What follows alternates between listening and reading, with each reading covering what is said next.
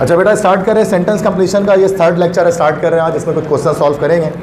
Half hour का lecture होगा, आधे घंटे तक का है, और उसमें फिर कंप्लीट हो जाएगी सारी चीज़ें। सो सेंटेंस कंप्लीशन में हमने इससे पहले लेक्चर में लेक्चर 2 डिस्कस कर लिया है। Now we are moving towards lecture number 3। ठीक है, सो 83 है, 82 तक लास्ट टाइम हमने कर लिया था ना कल तक। आज 83 से स्टार्ट हो रहा है। He stared at the house dash the street. Stared मतलब होता है घूरना। यस, उसने उस पार देखा सड़क की तरफ। ठीक है, तो उसने घूरा, तो उसका आंसर हमारे पास हो जाएगा ए हो जाएगा, अक्रॉस। अक्रॉस के मतलब होते हैं उस पार, दूसरी तरफ। ठीक है, तो यहाँ पर हमारा ए ऑप्शन इसका करेक्ट हो गया। क्लियर है? तो इस तरह से आसान एमसीक्यूज हैं, इतने मुश्किल नहीं है। जो मुश्किल आएंगे वो बता दूंगा। 84 है, he has no aptitude dash music.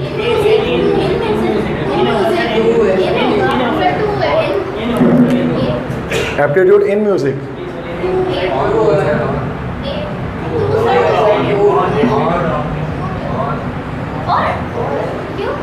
He has no aptitude for music. अब मैं बता रहा हूँ, एप्टीट्यूड का मतलब होता है रुझान।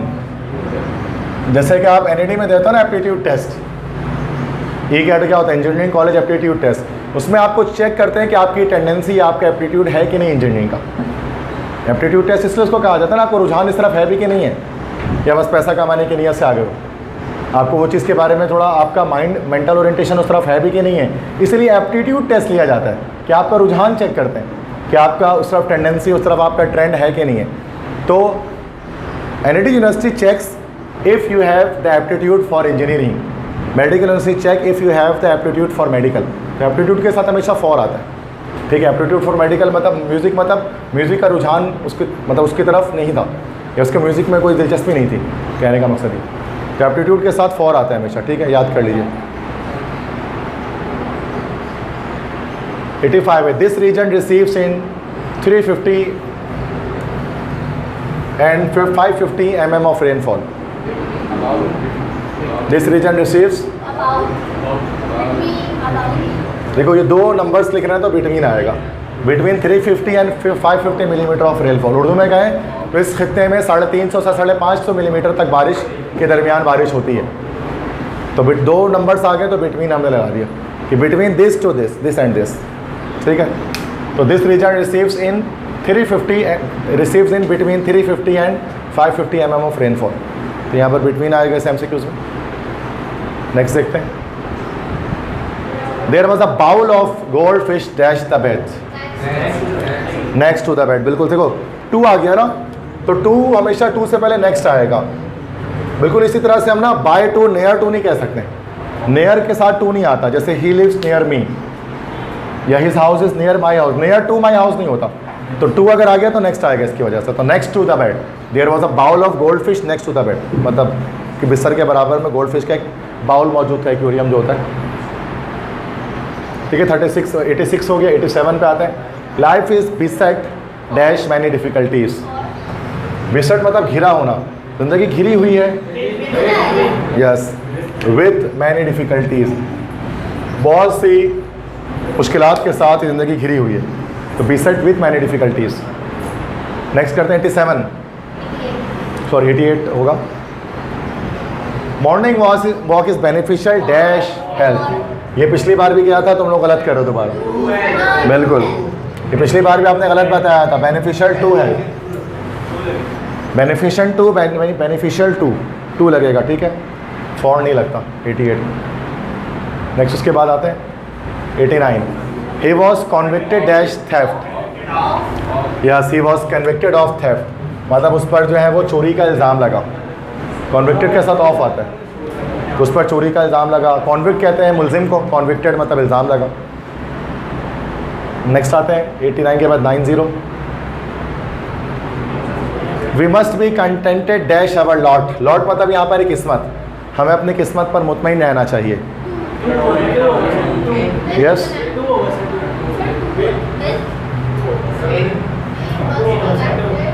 कंटेंटेड के साथ बेटा विथ आता है। We must be contented with our lot. Content मतलब होता है, कंटेंट मीन्स नहीं मुतमईन होना भाई, खुश रहना, इत्मीनान से रहना। Contented dash our lot, contented with our lot. I am not content with your performance, मतलब मैं आपकी जो है वो परफॉर्मेंस उससे इतना ज़्यादा मुतासिर नहीं हूँ, दैट इज़, या मुतमईन नहीं हो, तो दैट इज़ कंटेंटेड के साथ विथ आएगा। 91 देखते हैं बेटा। He is devoid dash common sense, yes devoid के साथ ऑफ आता है। He is devoid of common sense, मतलब उसके अंदर कॉमन सेंस खाली है या ना होने के बराबर है। डिवॉइड का मतलब होता है खाली होना, एम्प्टी होना, खाली हो जाना, तो वो कॉमन सेंस से आरी शख्स है। डिवॉइड ऑफ मतलब उस कॉमन सेंस उसके अंदर बिल्कुल भी नहीं है, नॉन सेंस है मतलब सिर्फ। 91 आ गया। 92 देखते हैं। He was overwhelmed dash Joy dash success.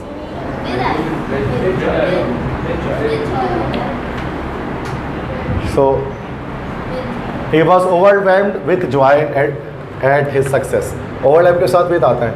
Overwhelmed का मतलब भरा होना, तो वो अपनी कामयाबी पर खुशी से भरा था। Overwhelmed with joy at his success, ठीक है। तो ऐसे the city is overwhelming with people, ये शहर लोगों से भरा है, इस तरह से। 93 है।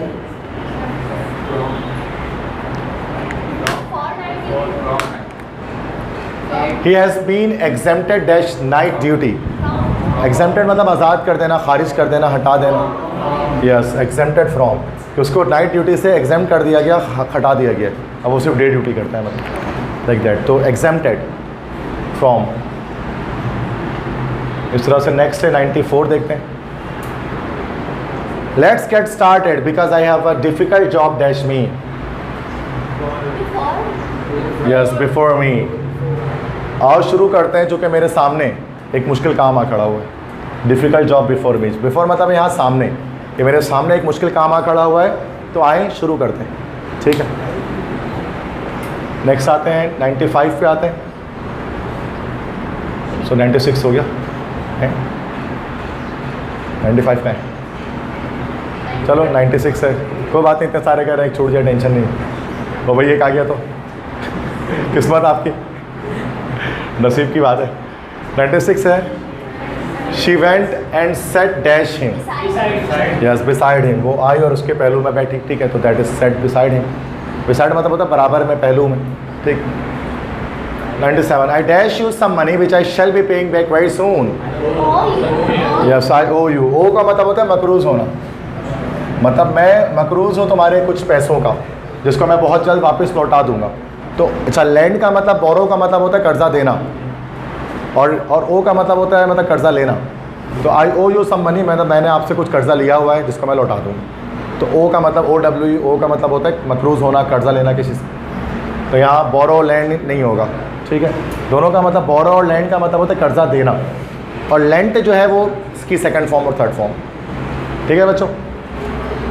98 आते हैं। The leaves on the tree dash in the wines.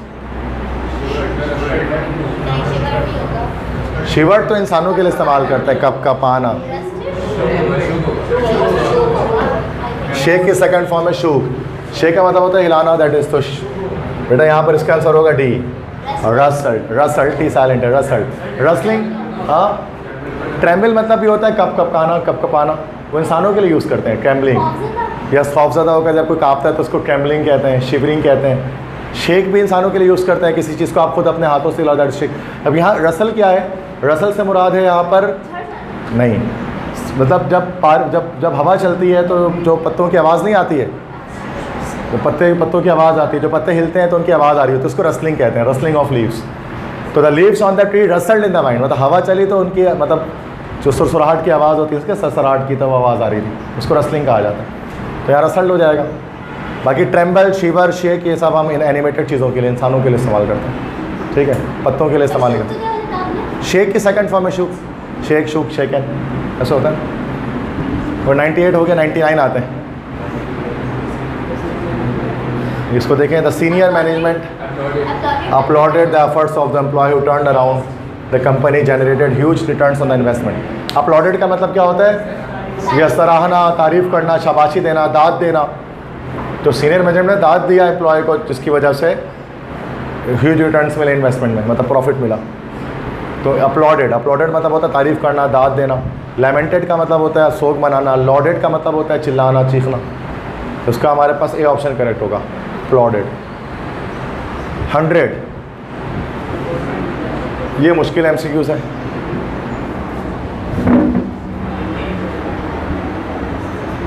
इसमें देखा यहाँ क्या लिखा हुआ है कि the government with the help of foreign assistance manage to dash the needed finance in 3 sector to sustain the economy. Inject, infuse, intake, instil. In fact सबके मतलब ना लगभग सेम है। इंजेक्ट का मतलब भी दाखिल करना, इन्फ्यूज़ का मतलब भी दाखिल करना, इन्फ्यूजन जिसको हम कहते हैं। इनटेक का मतलब होता है लेना, खुद पढ़ लेना, ठीक है ना। इन्फ्यूज़ तो इंजेक्शन, इंजेक्ट, इन्फ्यूज़ करना। ग्लूकोज को इन्फ्यूज़ करते हैं बॉडी के अंदर, इंजेक्ट करते हैं, बात है कि इनटेक कैसे हो सकता है। इनटेक तो सुनो दिया ना भाई, मतलब गवर्नमेंट ने फॉरेन असिस्टेंस की मदद से मैनेज किया कि वो डैश करेंगे, dash the needed finance, manage to dash the needed finance in 3 sector to sustain the economy, ताकि वो दाखिल कर सकें सिस्टम के अंदर कुछ पैसों को, ताकि जिससे इकोनॉमी क्या हो हमारी स्ट्रॉन्ग हो जाए, सस्टेन हो जाए। इंस्टिल का मतलब भी यही होता है, स्लोली किसी चीज़ के अंदर कोई चीज़ दाखिल करना, लाइक दैट। क्या होगा? हाउ, पढ़ के आओ, हाउ इंजेक्ट, कॉमन सेंस लगी आप। इनर इंस्टिंक्ट आपका कह रहे हैं कि यहाँ पर ये होना चाहिए। बाकी और कोई? इन्फ्यूज क्यों?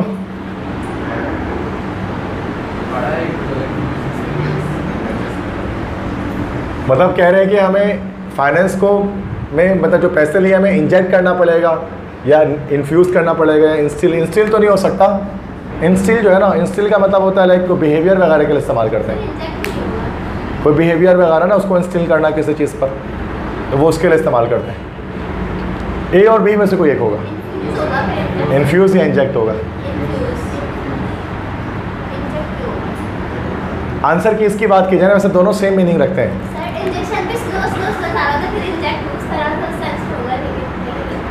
तो इन्फ्यूज़ में क्या हो रहा होता है बेटा? आंसर की इसके, अब देखो दोनों आंसर सही लग रहे हैं वैसे, बट इसका आंसर की इसके अंदर इंजेक्ट है, ए ऑप्शन। तो आपका तुक्का सही है, ठीक है। इंजेक्ट, देखो इंजेक्ट और इन्फ्यूज़ के सिमिलर मायने, दोनों का मतलब तो दाखिल करना सिस्टम के अंदर, इन्फ्यूज़ और इंजेक्ट, बट आंसर की इसमें इंजेक्ट है, तो हम उसको इंजेक्ट ही लगा लें आप इसको निशान के, अगर ये आता है तो। ये थोड़ा मुश्किल है एमसीक्यू है, तो सबके मीनिंग सेम लग रहे हैं आज एक एक करके ना, तो तुक्का ही मारना पड़ेगा, तो बेहतर है कि इंजेक्ट लगाएं जो आंसर की इसके अंदर है। सही। नेक्स्ट देखते हैं 101। Yes, the old man always complains pain in his back. Yes, complains about होगा, a option, complaints about pain in his back. तो वो हमेशा जो है वो कंप्लेन करता था किस अपने मतलब बैक में जो उसके दर्द होता था उसके बारे में। चाइल्ड्स पर्सनैलिटी डिपेंड्स डैश, बिल्कुल से, depends upon the parents personalities and their upbringings. Depend के साथ हमेशा अपॉन आता है, वैसे डिपेंड ऑन भी हो सकता है, डिपेंड्स ऑन भी सही होता है, डिपेंड्स अपॉन भी सही होता है, लेकिन यहाँ चूंकि ऑन नहीं है तो अपॉन सही, वरना ऑन भी सही होता है डिपेंड के अंदर, ठीक है ना बेटा, दोनों करेक्ट है। 103, Ali dash the ball so hard that it struck the wall.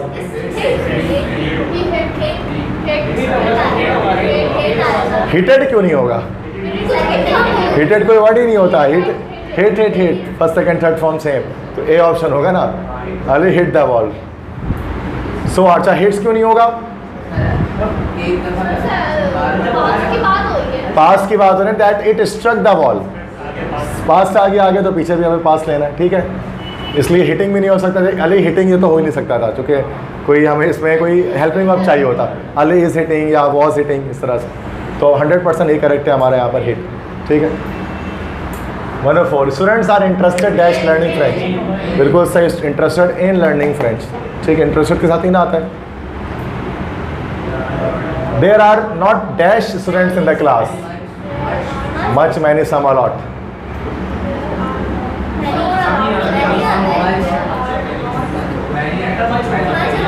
Much reason?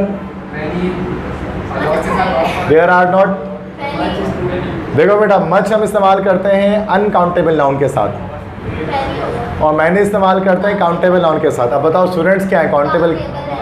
तो मैनी इस्तेमाल होगा। There are not many students in the class. Much हम there is not much water in the jug, पानी के लिए much इस्तेमाल करेंगे मतलब लाइक, लेकिन स्टूडेंट्स तो गिन सकते हैं ना, उनको काउंटेबल है तो उनके साथ मैंने इस्तेमाल होगा। तो बी ऑप्शन यहाँ करेक्ट है, ए ऑप्शन नहीं होगा चूँकि ये काउंटेबल की बात कर रहे हैं। इस तरह से लिटिल और फ्यू में भी होता है ना, फ्यू हम काउंटेबल के इस्तेमाल करते हैं और लिटिल जो है वो अनकाउंटेबल के लिए इस्तेमाल करते हैं। थोड़ा सा जब हमें बोलना पड़ता है, ठीक है, बेसिक ग्रामर है तो कोई मुश्किल तो नहीं है। The court gave dash to the suspect owing to insufficient evidence to prove him guilty। Court ने डैश दिया सस्पेक्ट को इस वजह से चूँकि बहुत ज़्यादा एविडेंस नहीं था जो उसको गिल्टी मतलब कसूरवार साबित कर सके। क्या होना चाहिए? अक्विटल के क्या मतलब होता है? अक्विटल का मतलब होता है बाइज्जत बरी कर देना, और बेल का मतलब होता है ज़मानत पे रिहा करना, और वर्डिक्ट का मतलब तो होता है कोई फैसला सुनाना, मतलब ज्यूरी की तरफ से कोई फैसला देना जज को। मतलब जज कभी क्या करते हैं, ज्यूरी को दे देते हैं ना फैसला। समटाइम्स जज खुद फैसला नहीं करते बल्कि ज्यूरी को कहते हैं कि ज्यूरी फैसला करेगी। तो ज्यूरी जो फैसला बनाकर पेश करते हैं उसको हम लोग कहते हैं वर्डिक्ट। और कॉन्विक्शन क्या होता है? जो जज फैसला करता है वो कॉन्विक्शन होता है। तो यहाँ पर तो कह रहे हैं इनसफिशिएंट एविडेंस था, तो वर्डिक्ट और कन्विक्शन की तो बात हो ही नहीं सकती। तो या तो बेल होगा या तो एक्विटल होगा। बिल्कुल एक्विटल होना चाहिए यहाँ पर, चूँकि अगर सफिशिएंट एविडेंस होता भी तब भी बेल मिल जाती है, ज़मानत। ऐसा होता है ना भाई, अगर कसूरवार को साबित है भी तब भी बेल मिल सकती है किसी इंसान के कहने पर, लेकिन अगर एविडेंस ही ना हो तो जाहिर सी बात है एक्विटल होगा, बाइज्जत बरी किया जाएगा। समझ की बात? तो थोड़ा सा उसको समझने वाला MCQ चाहिए। कोई मतलब इस बाइज्जत बरी करना, ज़मानत पे रिहा करना, फैसला सुनाना, मतलब ज्यूरी का फैसला वर्डिक्ट है और जज का फैसला कॉन्विक्शन है। वो LLB तो आप लोग कर नहीं रहे इसलिए आप लोगों को पता नहीं है। LLB करना चाहता है कोई? 107 है, curator told the investigative officers that several dash were stolen from the museum। ये भी बड़ा मुश्किल MCQ है। Artifacts, annals, monuments, memoirs.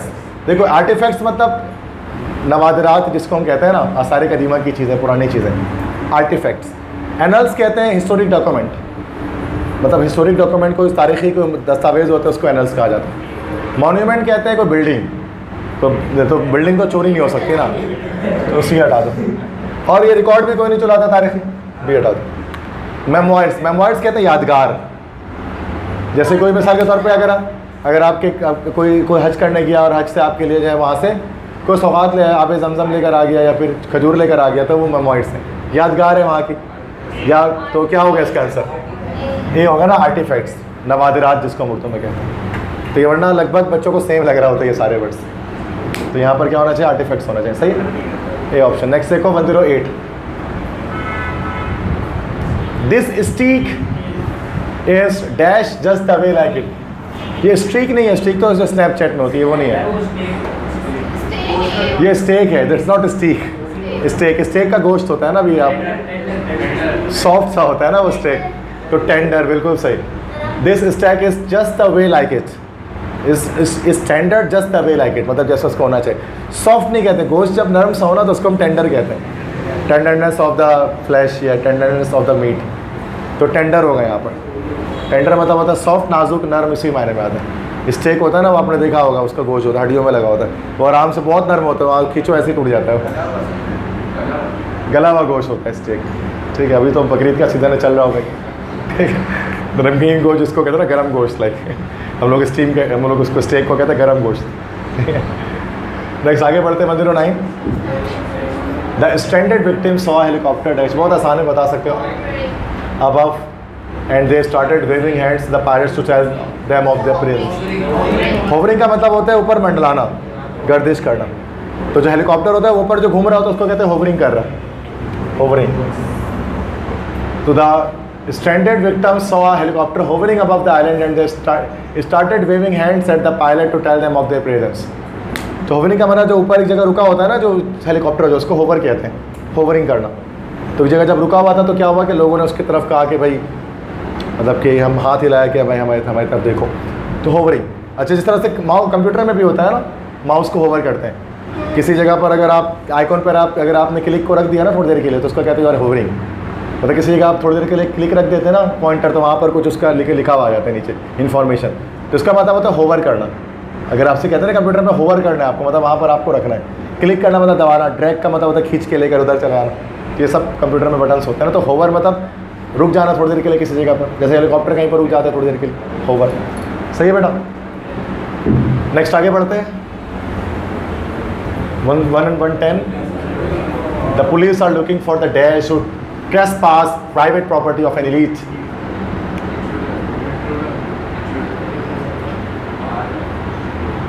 मतलब प्राइवेट प्रॉपर्टी किसी एलीट की थी, जैसे बिलावल हाउस हो गया कि ऐसी उसमें कोई दाखिल हो गया इंसान, तो क्या यस इंट्रूडर कहेंगे ना। इंट्रूडर मतलब जो यस बाहर का अनजान आदमी दाखिल हो जाए किसी जगह पर जिसको अलाउ ना हो, वो इंट्रूडर है। उसने इंट्रूड किया मतलब, ठीक है, तो सी ऑप्शन होगा इंट्रूडर।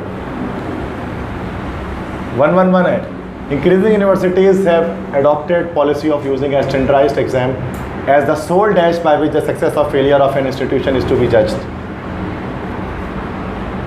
increasing universities ने एक पॉलिसी अडॉप्ट की है, yes, criterion is the sole criterion. Criteria इसका जो है ना वो हमारा प्लूरल होता है क्राइटेरिया, और क्राइटेरियन इसका जो सिंगुलर होता है।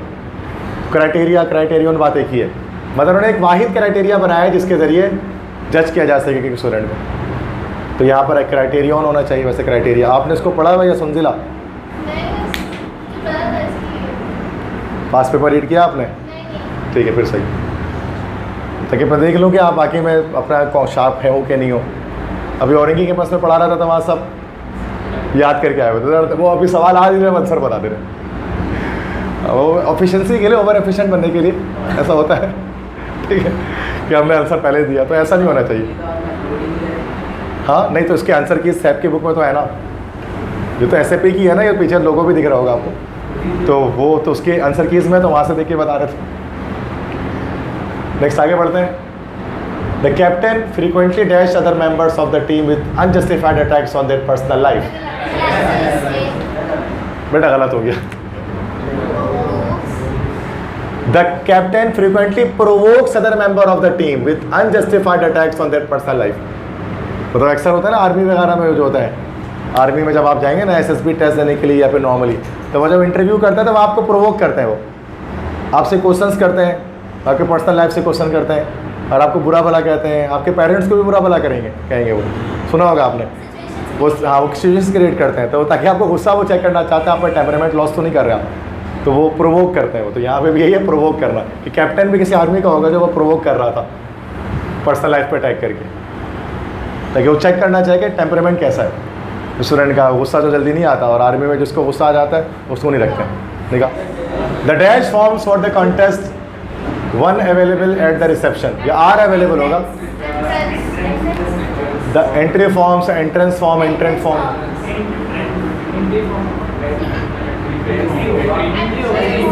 एंटर तो नहीं होगा, एंट्रेंट।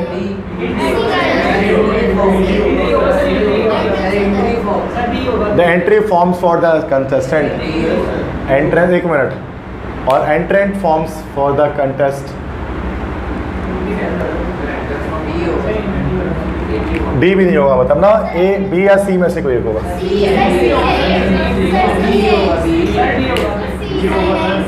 देखो बेटा बता रहा हूँ, मैं बता रहा हूँ, देखो पहले हम इसको किसी और वर्ड से देख लेते हैं ना, ताकि समझ में आ जाए।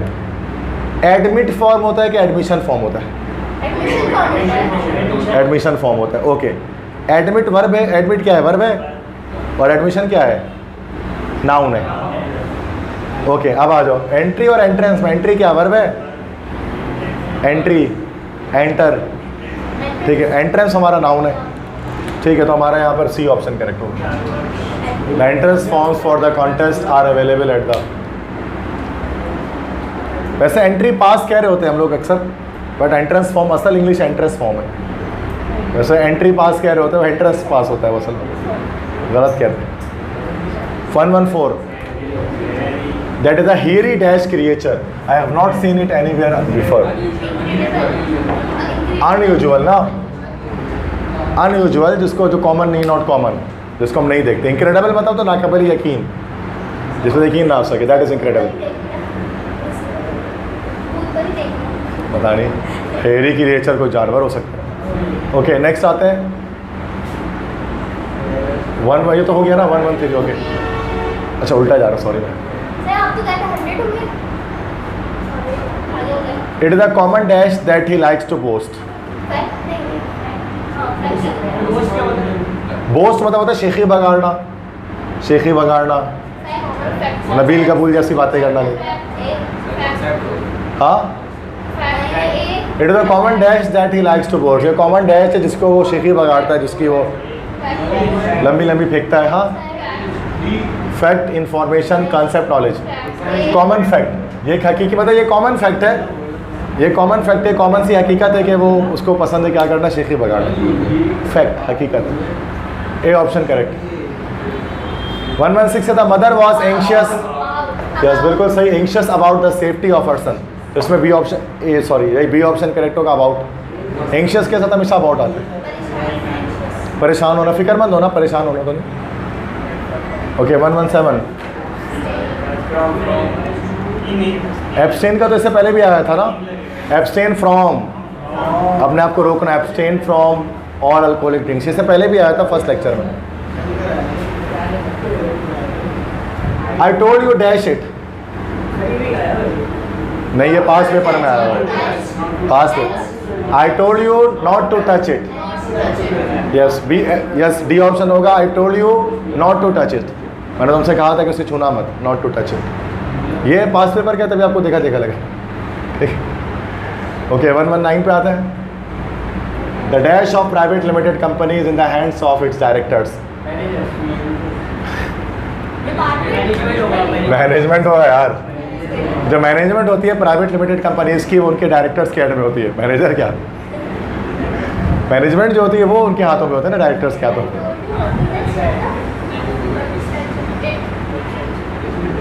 120 he has dashed people visiting him at his house because he fears it will cause him discomfort to the neighbors। ये तुमने पास ऊपर किया हुआ बस। कर्टेल, कर्टेल मतलब होता है किसी चीज़ को कम कर देना। कर्टेल का मतलब ऐसे कर्टेन से निकला, पर्दा लगाना, किसी चीज़ को कम करना, रोकना। तो he has curtailed people visiting him, उसने कम कर दिया, तो मतलब तादाद कम कर दी लोगों की जो उसको विजिट करते थे, चूँकि वो उसके पड़ोसियों को परेशानी होती थी। तो रिक्वेस्टेड स्टॉप या वार्न नहीं होगा, कम कर दिया, रिड्यूस कर दिया, तो उसका कर्टेल होगा। यस राउंड 1 के बिल्कुल सही। 121 है, there was no zest dash is poverty. नहीं, एट, जेस्ट के साथ एट आता है। There was no zest at his poverty. Zest मतलब होता मजाक, तफरी, मतलब उसकी गरीबी में कोई मजाक नहीं था, या उसकी गुर्बत की मजाक नहीं थी।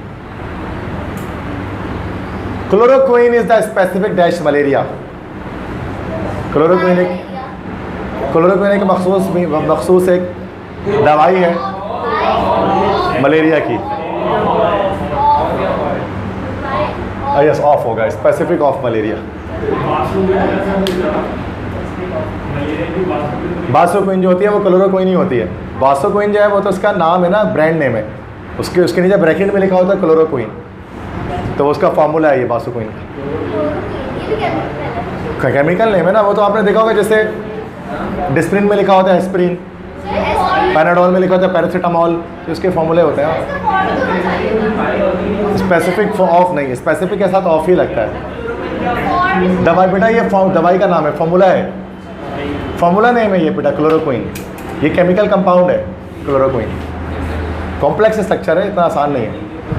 ये बेंजीन के ऊपर चीज़ें लगी होंगी कुछ लगी।